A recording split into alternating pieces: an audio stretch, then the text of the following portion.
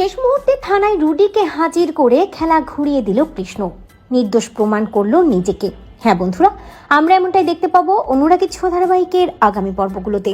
কৃষ্ণ সোনার সাথে অসভ্যতামি করেছে, বেয়াদবি করেছে, সোনাকে অসম্মান করেছে, এমনটা ভেবেই সূর্য সহ সেনগুপ্ত বাড়ির সবাই সোনাকে নিয়ে থানায় চলে যায় কৃষ্ণর নামে কেস করার জন্য।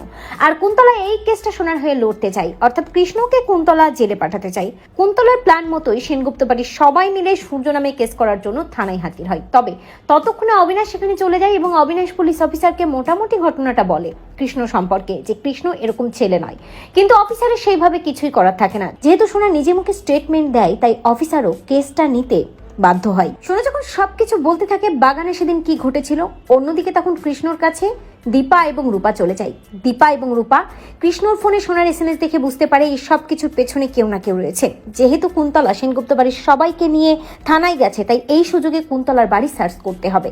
কৃষ্ণ, দীপা এবং রূপা তিনজনে মিলে কুন্তলার বাড়ি চলে যায় এবং তিনজনেই কুন্তলার বাড়িতে ঢুকে পড়ে। তবে ওই বাড়িতে রুডি থাকে এবং রুডি বুঝতেও পারে না তার বাড়ির মধ্যে কৃষ্ণ, দীপা এবং রূপা ঢুকে পড়েছে। চুপি চুপি কুন্তলার বাড়িতে ঢুকে রুডির ঘরে চলে যায় দীপা এবং রূপা।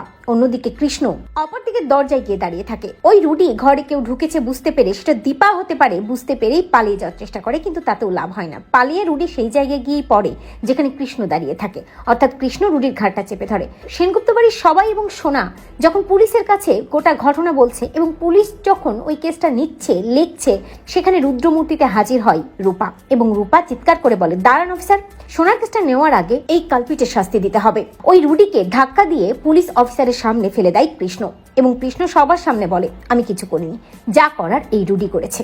জীবিত রুডিকে দেখে সেনগুপ্ত বাড়ির সবাই চমকে যায় এবং সবাই বুঝতে পারে যে হ্যাঁ, তাহলে এই সবকিছুর পেছনে রুডি রয়েছে। সোনার সাথে এই অসভ্যতামি রুডি করেছে, কারণ রুডির ঘরে ওই কৃষ্ণর মতো সেম শার্টটাই পাওয়া যায়।